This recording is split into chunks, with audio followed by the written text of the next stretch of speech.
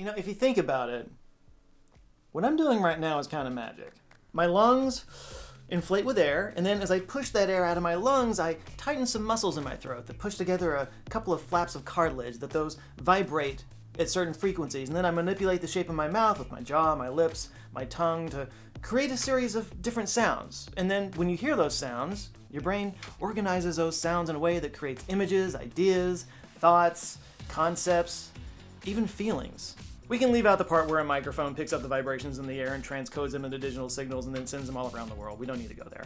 But the point is, human communication is insanely complex and kind of a fundamental part of the human experience, you know? Like anthropologists kind of consider the birth of language to basically be the birth of human intelligence. Communication is so tied in with the idea of intelligence that the word dumb was originally used to describe someone who is nonverbal. Yeah, there are many things that set us apart from the rest of the animal kingdom, but language might be right at the top of that list.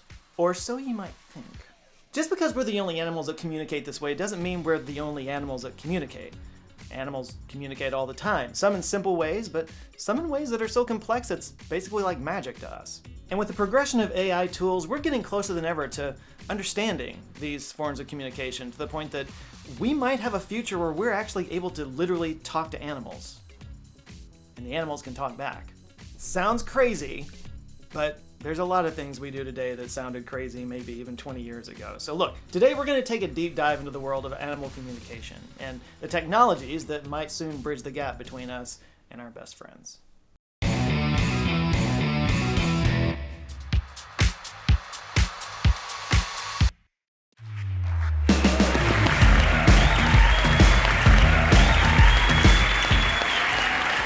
Thank you. We are so excited to share with you that we have developed a technology that allows us to communicate with animals. Yes, thank you. But why tell you about it when you could see it yourself? Hi, Joe. I'm standing here at Dean Farms, excited to find out what our furry friends have to say. Hey, fella, is there anything you'd like to say? No way. Cool. It's cute how much you guys need us. That ball throw thing you do, I don't know why you keep throwing it when I just bring it back to you, but seems to make you happy, so. And your name is? It's Lulu. Thank you, Lulu. May I sniff your anus? Ladies and gentlemen, the future! Anything you have to say? Oh, you can hear me? That's right. Stupendous. Finally, someone can tell those hens to shut the hell up. Every day I gotta listen to those birds. Morons. I swear, one more day, I'm gonna set this barn on fire. Hey, wanna hear a joke? Why'd the chicken cross the road? I don't know. Why? To go that dirty donkey at the neighbor's farm. Hey, I'm not a donkey. I'm a mule. Ew, no. You, Rainbow Dash. Can I come over later? No. Slut. Oh, hey! The technology does work! Can we move on to someone else? Hello, ladies. Is there anything you'd like to say? Have we analyzed chickens yet? We have? Okay. I saw you talking to the sheep and the horse, and I figured you were on their side. I'm sorry. Side? You know, the hairy animals. Animals with hair. Oh, did you smell how gross they are? It's wool. It's disgusting. You are all the same. Low lives! I want to hear what you have to say as much as I want to hear the sound of my own chicken hitting the Spent hay. $20 million on this. $20 Oh, yeah? million. Well, how does it feel to know that the humans eat your babies every day for breakfast? Wait, is that true? I mean, You animals! Hey, go f*** yourself. Oh, We're done. You, Shut it down. Your mother's a horse! We're done. Why?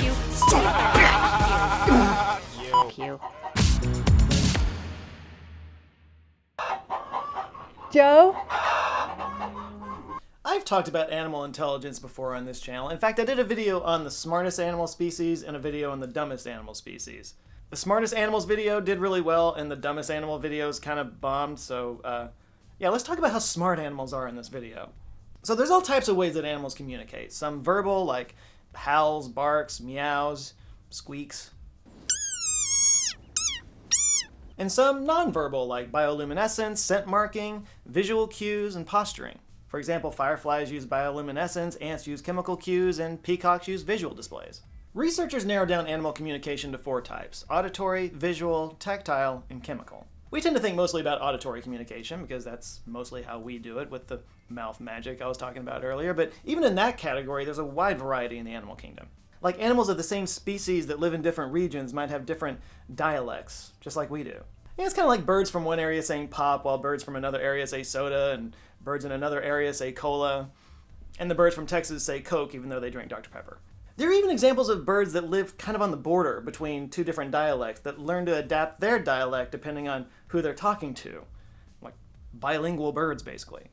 Now, animals can also communicate through sounds, but in sounds that we can't hear. Like dolphins that communicate through ultrasonic frequencies that are too high for us to hear, and then on the flip side of that are like African elephants that can communicate through infrasound that's too low for us to hear. And the cool thing about that one is that it can travel extremely long distances, like up to 281 kilometers away. And even cooler, it's thought that they can actually not just hear it through the air, but also through their feet, like picking up vibrations from the ground.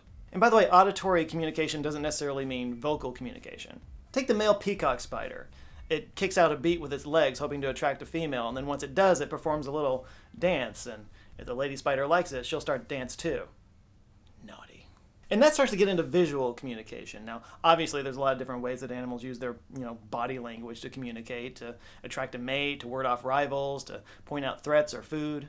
This can take the form of them, puffing themselves up to look bigger and more threatening, or show off plumage to attract a mate, or in the case of bees, they're doing a little, shimmy pattern in the hive to communicate a source of pollen. Which, by the way, that's always fascinated me, that something with a brain the size of a grain of sand can communicate not just what something is, or how far away it is, but also what direction it is just by dancing. That's insane to me. Then you have cephalopods who can change colors to communicate, and not just change colors, but create flashing patterns of colors and even textures. Like I said before, like just imagine if people could just flash what they're thinking in words on their skin. And that would be crazy. Cephalopods are crazy, and they're also the subject of the best written script in the history of this channel.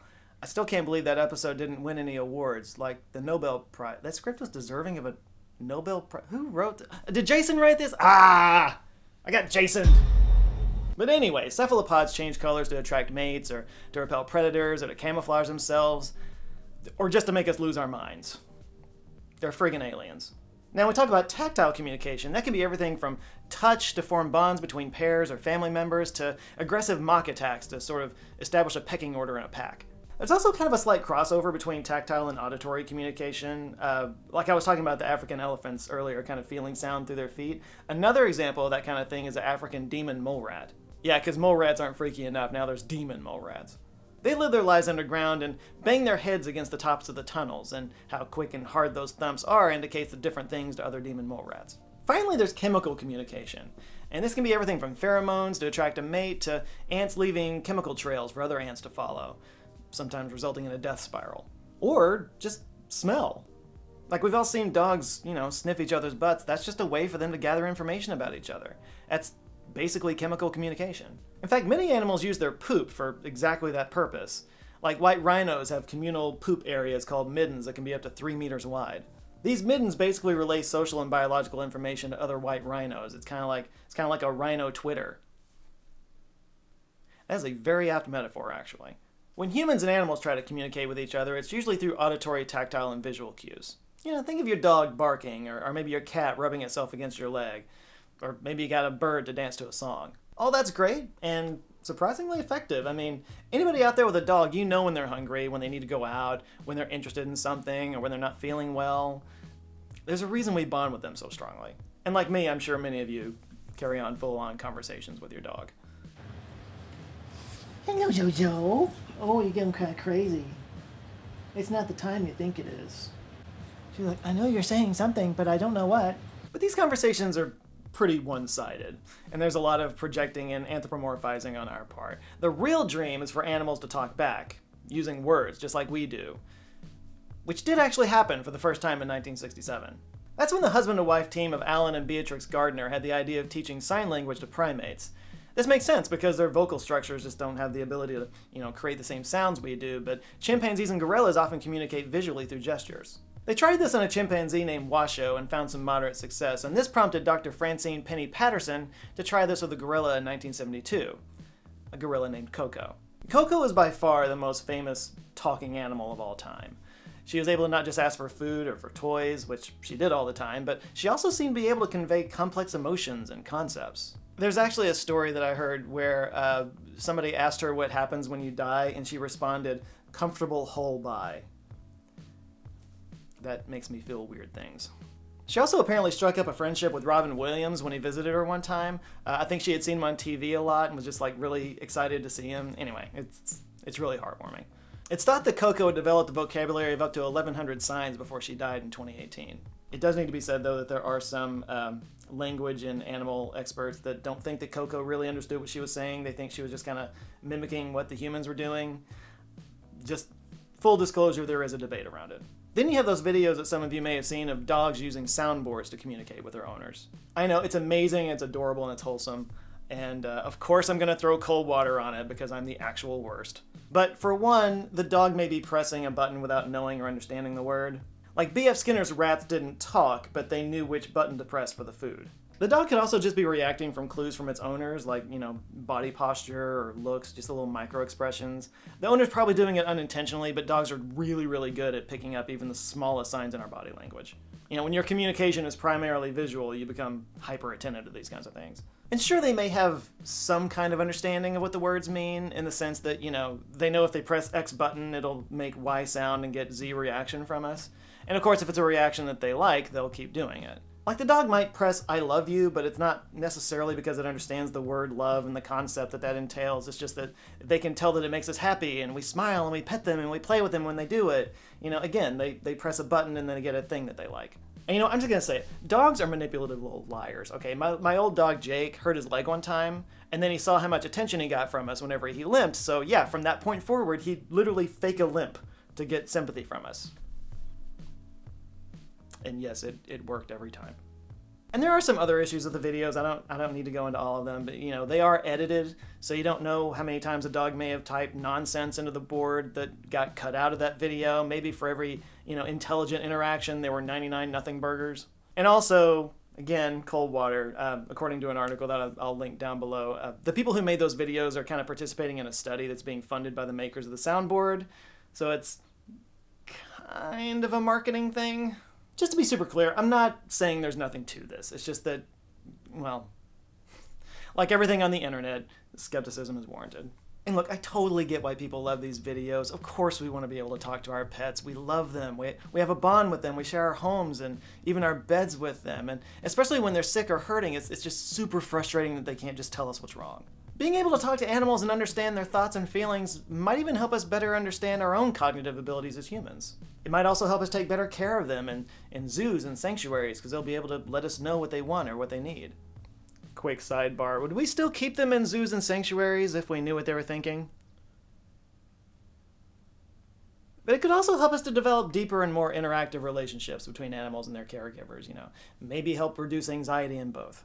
And look, this might be a bold statement, but who knows? Maybe communicating with animals would help us to become more empathetic beings ourselves. Not just with each other, but with the planet as a whole, which could impact conservation efforts and give us a real incentive to protect it from unnecessary abuse and exploitation. And to my knowledge, there's really only one thing that can truly do that. We'll align the planets and bring them into universal harmony, allowing meaningful contact with all forms of life, from extraterrestrial beings to common household pets. So let's go with this idea. What would the world look like if we could actually talk with animals?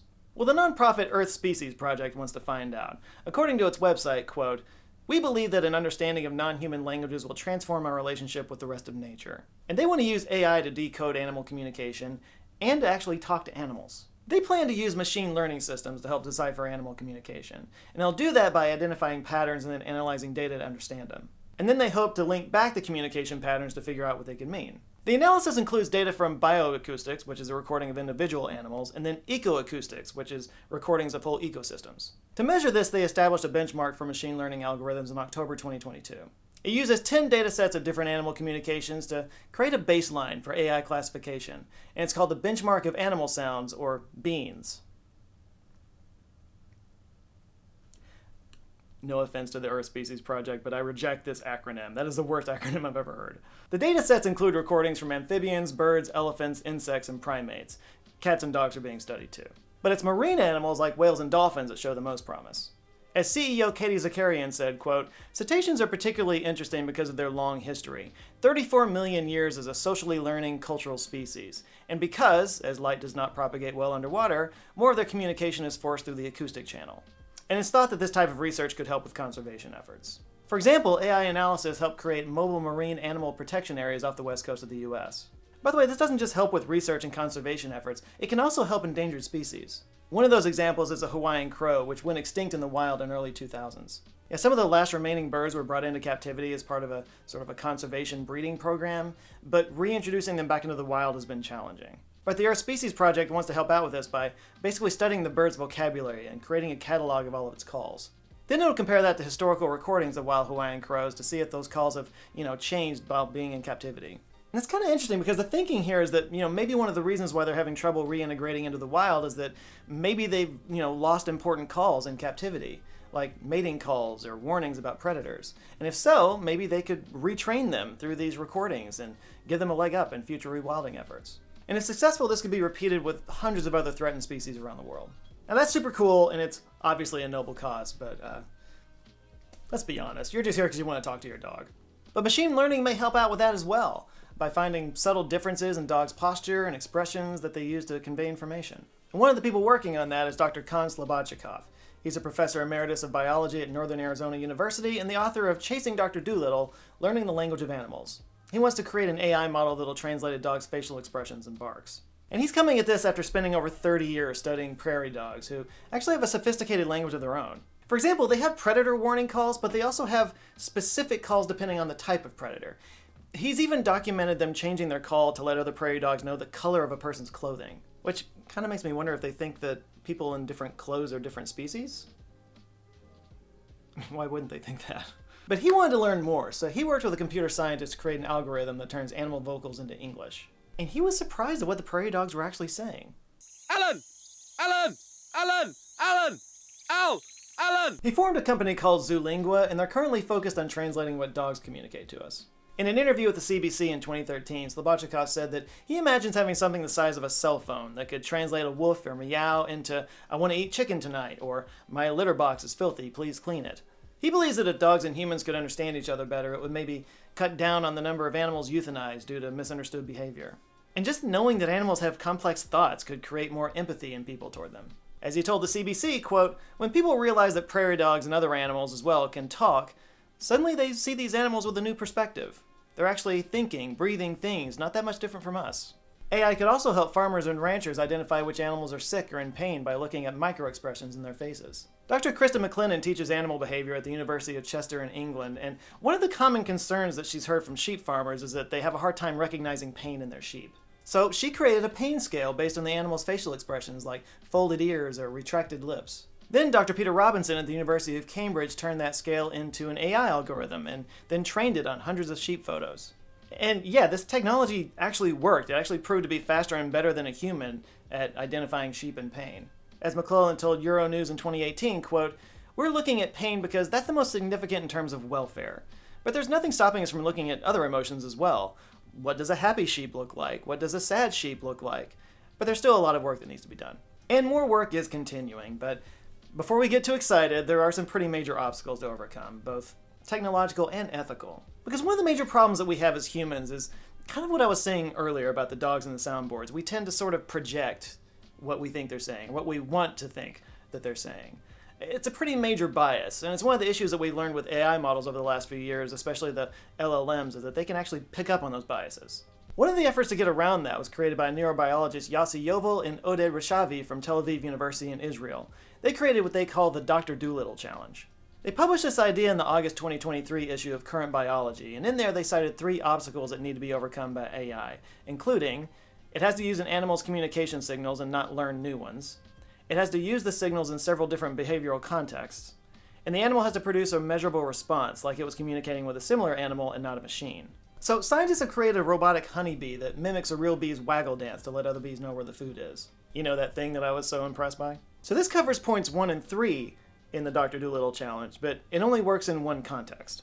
We still can't ask a bee, or a dog, or a cat, or a whale what it's actually feeling. But even if we could increase AI's power to understand animal communication, we'll still run into some of these same obstacles.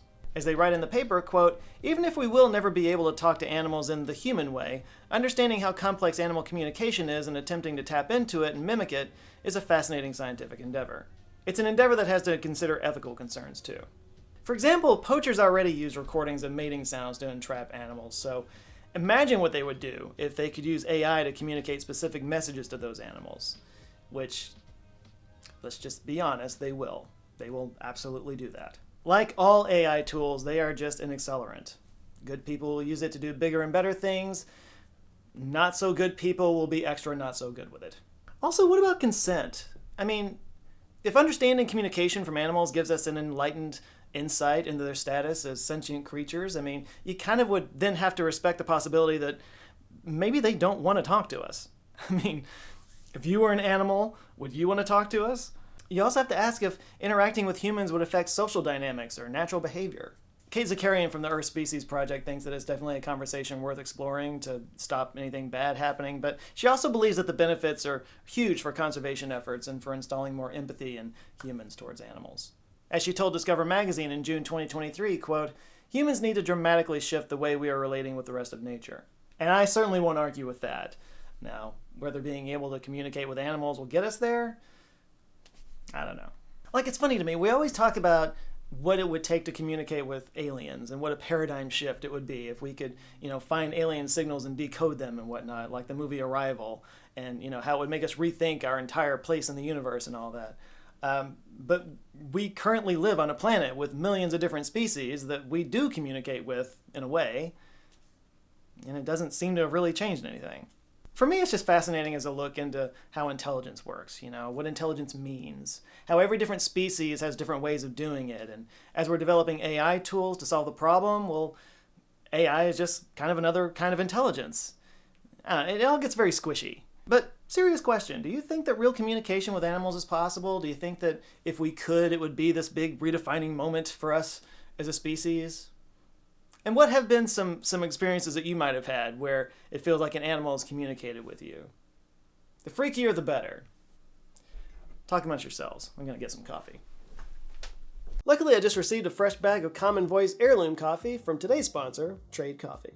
The bag says it's got a touch of chocolate and almond sweetness and roasted to be enjoyed every day. Just like me. Actually, this is right up my alley. I like to add a little vanilla to my coffee, and that mixed with this chocolate base is a nice little counterbalance. And so here's the deal. Trade Coffee knew this would be up my alley because when I signed up, they had me answer some questions and then paired me with a blend that they thought I would like. And even ground it for the brewing method that I use, which is this AeroPress. What I don't have is a high-end bean grinder, so that's nice. And Trade makes sure to deliver your beans within 48 hours of being roasted, so you know you're getting fresh coffee, not some dried out stuff that's been sitting on a shelf somewhere. But maybe what I like the most about Trade is that you're buying from small roasters using beans from sustainable farms. Like, this isn't from some mega corporation, this is a small business in Nashville. And there's over 55 independent roasters to choose from, the ordering process is simple, and they deliver right to your door as often as you like. So you're sure to find something you like, and then you never run out of it. Go to drinktrade.com/Joe Scott and you'll get a free bag of coffee with select subscription purchases. That's drinktrade.com/Joe Scott. It's good coffee, it supports small businesses, and it supports this channel. And you get a free bag of coffee. Would you really turn down a free bag of coffee? What are you, a psychopath? Jeez. And thanks to Trade Coffee for sponsoring this video. Anyway, thanks for watching. I hope you enjoyed that. And a big shout out to the Patreons and the Answer Files and channel members who have helped keep the lights on around here and supporting financially. I cannot thank you guys enough. There's some new people I need to shout out real quick. We've got Elaine Maltese, Sean 2, Joshua Moody, Thomas Swinder, RX, Emperor Palpatine, William R. Warren Jr., Nathan Van Opdorp, Milady Madara, I'm really struggling today, Brooke Reams, and Ian ZVs. I'm sorry that I murdered your names, but thank you so much. If you would like to join them, get early access to videos, get access to exclusive live streams, and just be a part of a really cool community and get a little thing next to your name in the comment section, just hit the join button right down below. All right, please like and share this video if you liked it. And if this is your first time here, maybe click on this video. I'll link to the smartest animals video that I was talking about. People seem to like that one. Or you can look in the sidebar if you're on your browser. Any of those thumbnails over there that have my name on them, do give them a click. And if you enjoy them and you're not subscribed, I invite you to subscribe. I come back with videos every Monday. Anyway, that's it for today. You guys go out there, have an eye-opening rest of the week. Stay safe, and I'll see you next Monday. Love you guys. Take care.